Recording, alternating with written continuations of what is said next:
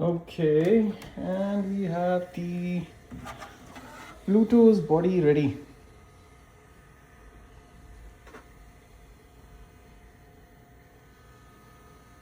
Plate 2 is ready.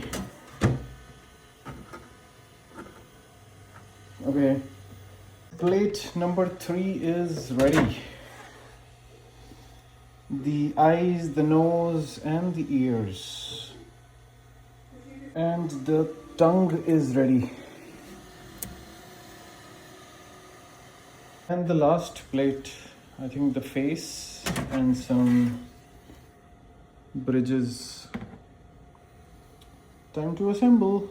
Okay, so Mr. Pluto is ready for size comparison next to my Bambu P1S. Pretty nice little print.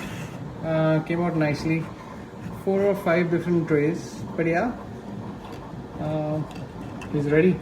Okay, and another note. So let me know what size Pluto is. There is a big debate going around in my house if it should be yellow or orange. Well, I saw different prints in orange color, hence I printed it in orange. But then I'm being questioned that he's in yellow color. Why did you print it in orange? Let me know. What do you think the right color for Pluto is? Thank you.